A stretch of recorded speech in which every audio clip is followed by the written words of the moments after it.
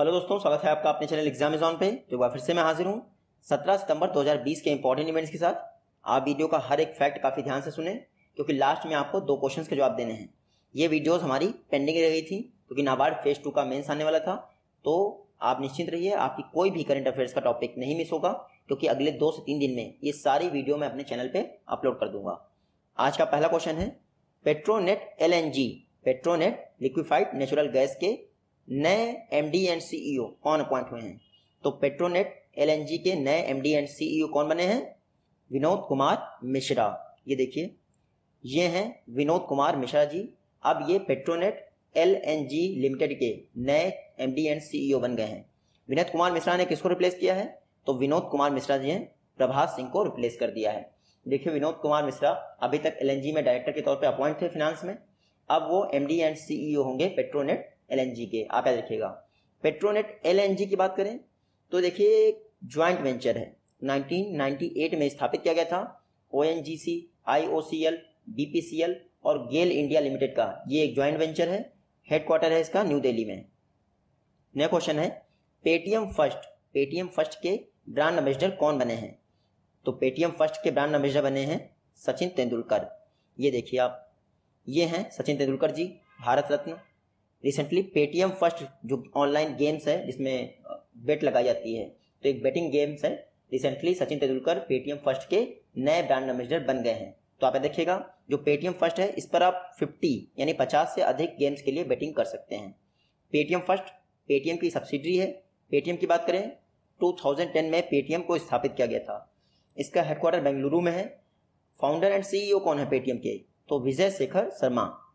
नया क्वेश्चन है, world ozone day, विश्व ओजोन दिवस किस दिन ऑब्जर्व किया जाता है? तो वर्ल्ड ओजोन डे मनाया जाता है 16 सितंबर को। 16 सितंबर को वर्ल्ड ओजोन डे मनाया जाता है और उसके एक दिन बाद PM मोदी का बर्थडे होता है। खैर, हम ओजोन डे की बात करते हैं। देखिए, 1987 में 1987 में ओजोन लेयर को प्रोटेक्ट करने के लिए, संरक्षित करने के लिए एक मॉन्ट्रियल प्रोटोकॉल साइन हुआ था। वो मॉन्ट्रियल प्रोटोकॉल 16 सितंबर 1987 को लागू हुआ था।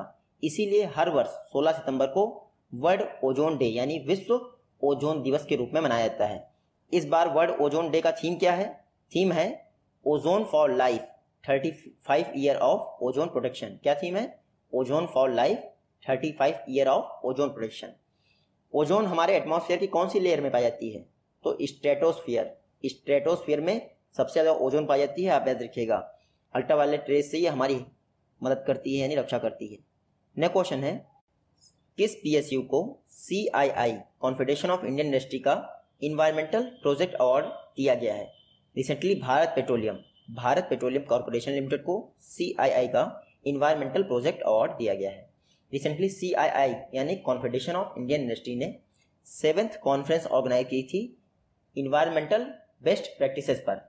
ये जो कॉन्फ्रेंस हुई थी, इसी दौरान BPCL को CII का इन्वायरमेंटल प्रोजेक्ट अवार्ड दिया गया है।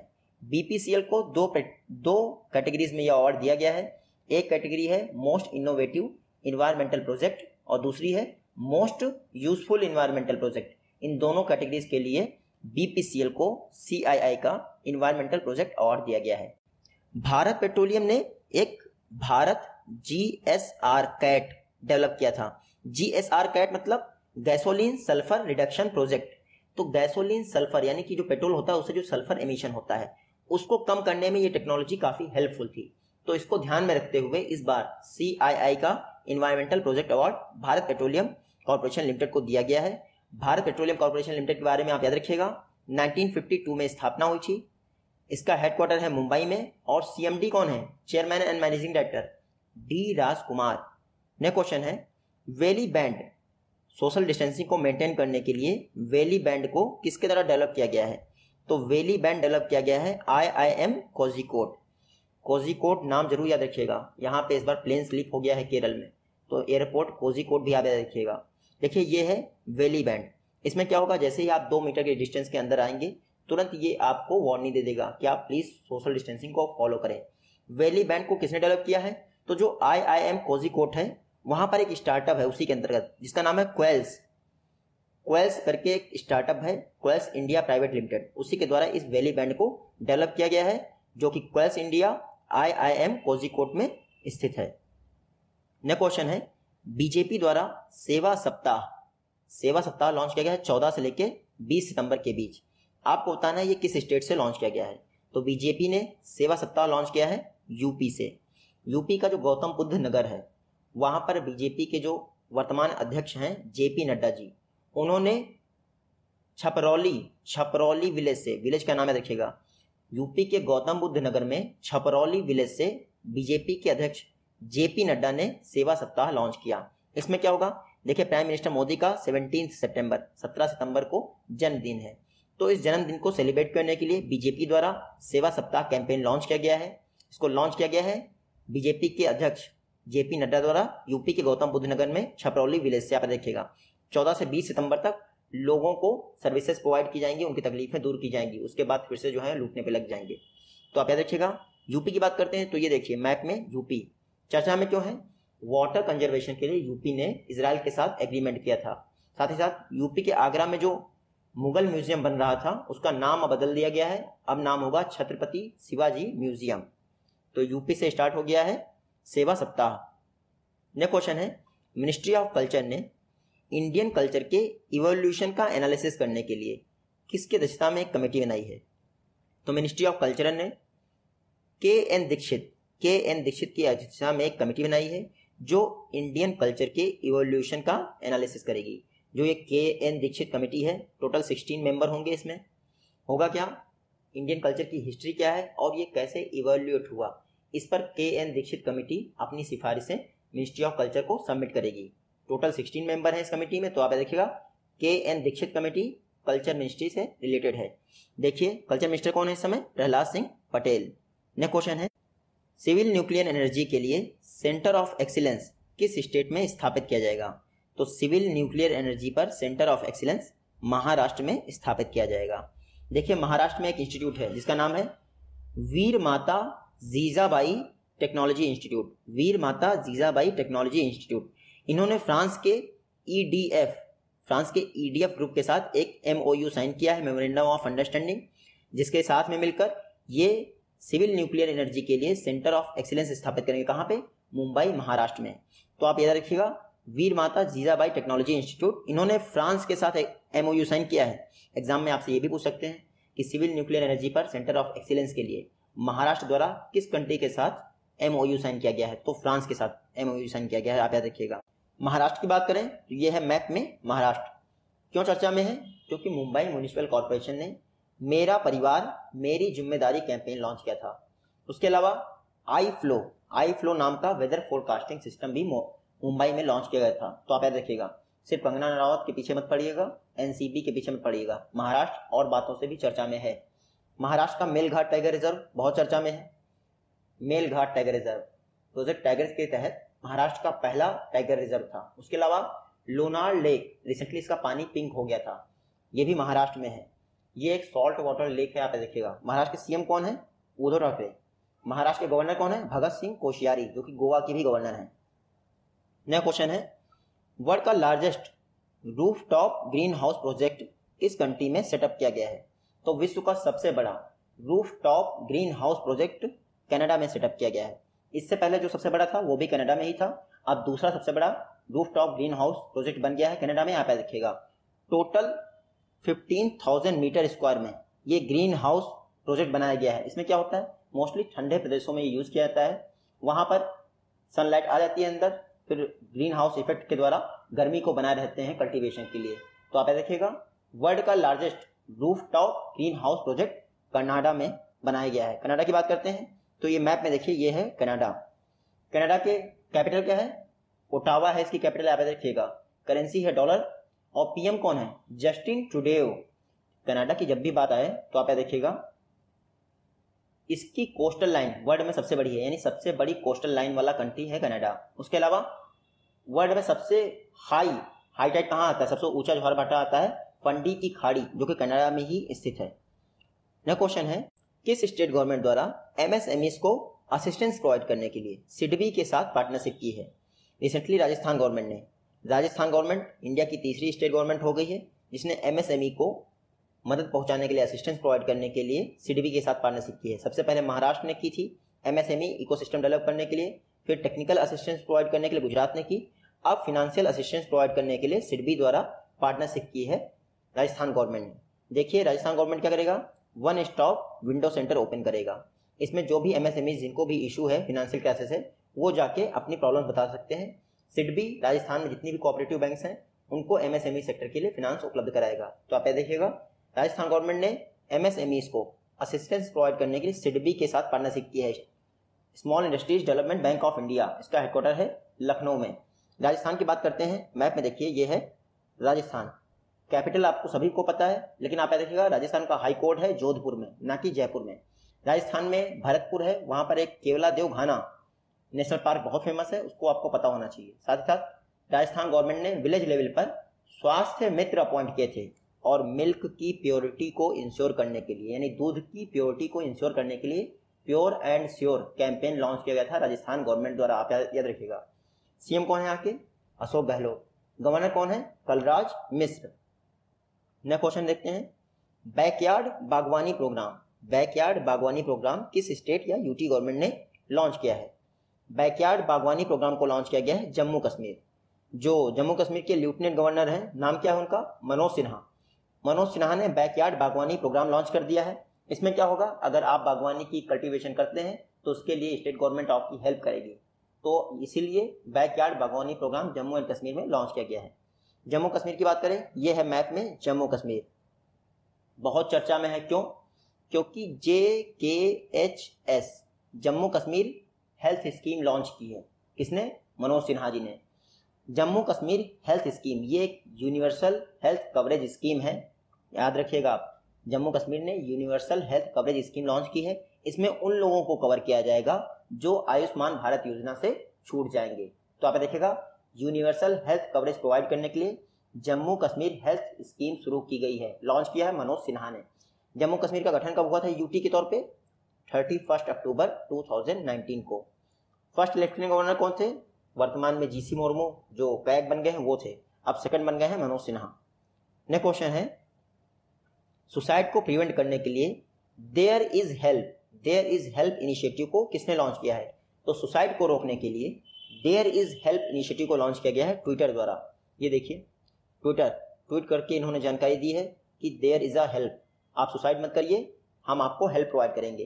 तो आप देखिएगा देयर इज हेल्प इनिशिएटिव, इसको ट्विटर ने लॉन्च किया है किसके साथ मिलकर, निमहांस के साथ मिलकर, निमहांस के साथ मिलकर लॉन्च किया है। निमहांस क्या है, national institute of mental health and neurosciences, इसके साथ मिलकर ट्विटर ने ये there is help initiative launch किया है ताकि सुसाइड को रोका जा सके। ट्विटर की बात करें तो स्थापना कब हुई थी ट्विटर की, 2006 में। हेडक्वार्टर इसका कैलिफोर्निया में है और फाउंडर एंड सीईओ कौन है इसके, जैक डॉर्सी। नेक्स्ट क्वेश्चन है, सबरूम डिस्ट्रिक्ट में एक नया स्पेशल इकोनॉमिक जोन बनाया गया है। आपको बताना है ये किस स्टेट का पहला स्पेशल इकोनॉमिक जोन है या फिर किस नॉर्थ ईस्ट स्टेट का। तो ये त्रिपुरा का पहला SEZ है, पहला special economic zone. Recently Sabroom district में जो स्पेशल इकोनॉमिक जोन है उसका फाउंडेशन स्टोन रख दिया है त्रिपुरा के CM बिप्लब कुमार देव ने। अभी तक त्रिपुरा में कोई भी स्पेशल इकोनॉमिक जोन नहीं था। अब ये जो सबरूम डिस्ट्रिक्ट में स्पेशल इकोनॉमिक जोन बन रहा है वो त्रिपुरा का पहला स्पेशल इकोनॉमिक जोन होगा। स्पेशल इकोनॉमिक जोन क्या होता है, तरह तरह के टैक्सेस नहीं होते हैं, कई सारे रिलीफ होते हैं जितनी भी इकोनॉमिक एक्टिविटीज़ होती है उनके लिए। तो नॉर्थ ईस्ट में जो त्रिपुरा है उसका ये पहला स्पेशल इकोनॉमिक जोन है। ये मत सोचेगा कि नॉर्थ ईस्ट में पहला स्टेट त्रिपुरा हो गया है जहाँ पे स्पेशल इकोनॉमिक जोन बनाया जा रहा है, असम वगैरह में पहले बन चुका है, आप याद रखिएगा। त्रिपुरा की बात करें तो ये है छोटा सा त्रिपुरा, अगरतला इसकी कैपिटल है। इंडिया का एकमात्र स्टेट है जो 3 तरफ से बांग्लादेश से घिरा है। यहाँ के CM कौन है, बिप्लब कुमार देव। गवर्नर कौन है, रमेश बैस। और ये जो स्पेशल इकोनॉमिक जोन बन रहा है सबरूम डिस्ट्रिक्ट में, इसकी टोटल कॉस्ट आ रही है 635 करोड़ रुपए, आप इतना याद रखिएगा। नेक्स्ट क्वेश्चन है, 23 स्टेट्स में यानी 23 स्टेट या फिर यूटी भी कर लीजिएगा आप, 23 स्टेट्स या यूटी में कितने मेगा फूड पार्क स्थापित करने का अप्रूवल मिल गया है। तो 23 स्टेट और यूटी में टोटल 37 मेगा फूड पार्क स्थापित किए जाएंगे। मेगा फूड पार्क स्कीम ये किस गवर्नमेंट की स्कीम, किस मिनिस्ट्री की स्कीम है, ministry of food processing industry. अभी तक इसकी मिनिस्टर थी हरसिमरत कौर बादल, अब हो गए हैं नरेंद्र सिंह तोमर जी। देखिए जो मेगा फूड पार्क स्कीम है ये प्रधानमंत्री किसान संपदा योजना का एक पार्ट है। सबसे पहले संपदा योजना लॉन्च हुई थी, उसके तहत कहा गया था कि फूड पार्क बनाए जाएंगे ताकि किसानों की इनकम बढ़ सके। इसमें क्या होता है, फूड प्रोड्यूसर्स के लिए यानी फार्मर्स के लिए बेसिक इंफ्रास्ट्रक्चर डेवलप किया जाता है। तो पहले संपदा स्कीम लॉन्च हुई थी, SAMPDA, फुल फॉर्म क्या है, scheme for agro marine processing and development of agro processing cluster. ये संपदा स्कीम 2016 में लॉन्च हुई थी। बाद में 2017 में इसका नाम बदलकर प्रधानमंत्री किसान संपदा योजना रख दिया गया है। इसके अंतर्गत ही एक सब स्कीम है जिसके तहत मेगा फूड पार्क स्थापित किए जाते हैं, जिसका नाम है मेगा फूड पार्क स्कीम। तो रिसेंटली गवर्नमेंट ने कहा है 23 स्टेट्स में 37 मेगा फूड पार्क स्थापित किए जाएंगे। नेक्स्ट क्वेश्चन है, ADB के अनुसार फाइनेंशियल ईयर 20 के दौरान एशिया की GDP कितने % कॉन्ट्रैक्ट कर जाएगी। तो एशियन डेवलपमेंट बैंक ने कहा है कि एशिया की GDP 2020 के वित्तीय वर्ष में, देखिए जो इंटरनेशनल फाइनेंशियल ईयर चलता है वो जनवरी से दिसंबर के बीच में चलता है, तो जो फाइनेंशियल ईयर 20 है वो 2020 दिसंबर तक चलेगा। तो ADB ने कहा है कि फाइनेंशियल ईयर 20 में एशिया की जो इकोनॉमी है वो 0.7% कॉन्ट्रैक्ट हो जाएगी, यानी 0.7% कॉन्ट्रैक्शन देखा जाएगा एशिया की इकोनॉमी में। 1960 के 62 के बाद यानी 1960 और 62 के बाद पहली बार ऐसा होगा जब एशिया की GDP कॉन्ट्रैक्ट करेगी। अच्छा, ADB ने इंडिया की ग्रोथ रेट क्या प्रेडिक्ट की है, तो ADB ने कहा है फाइनेंशियल ईयर 21 के दौरान इंडिया की इकोनॉमी 9% यानी -9% के आसपास ग्रोथ रहेगी। इसका मतलब इंडिया की इकोनॉमी 9% कॉन्ट्रैक्ट कर जाएगी। तो आप याद रखिएगा, ADB एशियन डेवलपमेंट बैंक 1966 में स्थापना हुई थी। हेडक्वार्टर इसका मनीला फिलीपींस में है। टोटल मेंबर है इसमें 68। इसके प्रेसिडेंट कौन है ADB के, मसत्सुगु अस्कावा। लेकिन उनसे ज़्यादा इंपॉर्टेंट है कि वाइस प्रेसिडेंट कौन है, रिसेंटली अपॉइंट हुए हैं अशोक लवासा जी, नाम याद रखिएगा। नेक्स्ट क्वेश्चन है, शॉर्ट्स एक वीडियो प्लेटफॉर्म है, किसके द्वारा डेवलप किया गया है। तो टिकटॉक के जाने के बाद रिसेंटली शॉर्ट्स नाम का वीडियो प्लेटफॉर्म यूट्यूब ने डेवलप किया है। यूट्यूब ने डेवलप कर दिया है, जिसपे आप ये वीडियो देख रहे हैं उसने शॉर्ट्स नाम का एक वीडियो प्लेटफॉर्म बना दिया है। सेम टिकटॉक जैसा ही होगा, बस आप 15 सेकंड की वीडियो इसमें अपलोड कर सकते हैं। आप देखिएगा, टिकटॉक के जाने के बाद शॉर्ट्स नाम का वीडियो प्लेटफॉर्म यूट्यूब ने बनाया। एक और वीडियो प्लेटफॉर्म बनाया गया है जिसका नाम है रील्स वीडियो प्लेटफॉर्म बनाया गया है इंस्टाग्राम के द्वारा। आप ये भी याद रखिएगा। यूट्यूब की बात करें 2005 में स्थापना हुई थी। पेरेंट कंपनी है गूगल। यूट्यूब का हेडक्वार्टर है कैलिफोर्निया में। CEO कौन है, सुजैन वोजसिस्की। जबकि गूगल के CEO कौन है, सुंदर पिचई। नेक्स्ट क्वेश्चन है, दूसरी बार लॉकडाउन इंपोज करने वाली वर्ल्ड की पहली कंट्री कौन बन गई है। तो लॉकडाउन को री इम्पोज कर दिया है इजराइल ने। इजराइल वर्ल्ड की पहली कंट्री बन गई है, फर्स्ट कंट्री बन गई है जिसने दूसरी बार नेशन वाइड लॉकडाउन घोषित कर दिया है। इंडिया में कंडीशन ऐसी है, लेकिन आई होप कि लॉकडाउन ना हो। तो इजराइल वर्ल्ड का पहला ऐसा कंट्री बन गया है जिसने दूसरी बार लॉकडाउन लगा दिया है। कोरोना के बढ़ते मामलों को देखते हुए इजराइल ने ऐसा डिसीजन लिया है। इजराइल देखते हैं, ये है मैप में इजराइल। क्यों चर्चा में है, क्योंकि यूपी गवर्नमेंट के साथ वाटर मैनेजमेंट के लिए MOU साइन किया है इजराइल ने। साथ ही साथ ओफेक 16 नाम का एक स्पाई सैटेलाइट इजराइल ने लॉन्च किया है। आप देखिएगा, इजराइल के PM कौन है, तो बेंजामिन नेतन्याहू। कैपिटल क्या है, यरूशलेम। करेंसी क्या है, सिकेल। इजराइल की संसद का नाम याद रखिएगा, पार्लियामेंट का, नेसेट, KNESSET। नेसेट है इजराइल की पार्लियामेंट का नाम। लास्ट क्वेश्चन है, कृष्णा गोदावरी बेसिन में किसके द्वारा मीथेन गैस का सोर्स पाया गया है। तो कृष्णा गोदावरी बेसिन में बहुत बड़ा मीथेन गैस का सोर्स पाया गया है ARI के रिसर्चर्स द्वारा। ARI मतलब अगरकर रिसर्चर इंस्टीट्यूट। आप यहाँ देखिए, अगरकर रिसर्च इंस्टीट्यूट, इसके द्वारा कृष्णा गोदावरी बेसिन में मीथेन गैस का बहुत बड़ा सोर्स पाया गया है। आप देखिएगा, अगरकर रिसर्च इंस्टीट्यूट की बात करें तो ये कहाँ स्थित है, अगरकर रिसर्च इंस्टीट्यूट है पुणे में स्थित। आप इतना याद रखिएगा, department of science and technology के तहत कार्य करता है। रिसेंटली कृष्णा गोदावरी बेसिन में इसने मीथेन गैस का बहुत बड़ा सोर्स पाया है। ये आज की वीडियो से क्वेश्चन है। आई होप कि आप इन दोनों का जवाब दे पाएंगे। जल्दी ही मिलते हैं आपसे नेक्स्ट वीडियो में, तब तक के लिए take care, goodbye and जय हिंद।